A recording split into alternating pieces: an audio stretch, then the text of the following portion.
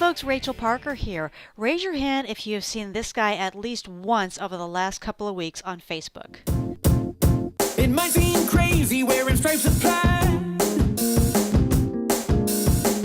I Instagram every meal I've had.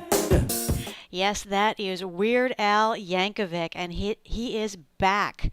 Now, I tell you, as a child of the 80s, I remember very well those early days of MTV when we were watching Weird Al do his spoofs on Madonna and Michael Jackson and Dire Straits. And I have to say, if you had told me back then that this guy would still be around and be wildly popular 30 years later, I probably would have said you're kind of nuts. But that's the case. Weird Al just released a new album last week, and he is setting the social world on fire. And there's a reason for that. The reason is that Weird Al, yes, is a content genius. And I will give you 3 reasons why I say that. Number 1, he's created a formula that works.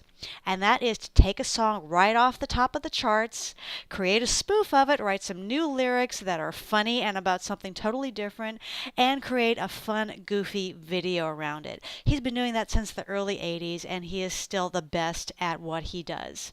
The second reason is that he has a laser focus on his fans. Now, there are a lot of people out there, and you may even be one of them, who just cannot stand this guy, who think his humor is stupid, they don't like him, they can't stand anything that he does. And you know, early on in his career, he could have let that get to him. He could have said, wow, a lot of people really hate what I do, so maybe I should, either go more mainstream or get out of this business altogether.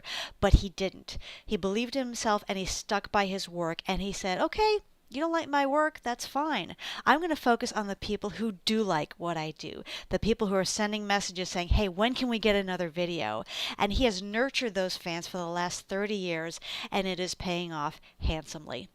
And the third reason I say that is that he produces a quality product. Now again, humor is very subjective. Weird Al might not be your taste, but you've got to admit those parodies of his are pretty darn clever. Not everyone is a hit, but I have to say, I have to sit back and admire the creativity that goes into each one of these parodies that he creates. So Weird Al Yankovic, my content creator hat is off to you.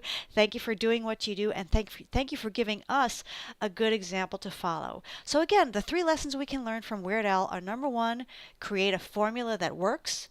Number 2, stay focused on your fans, forget about the haters.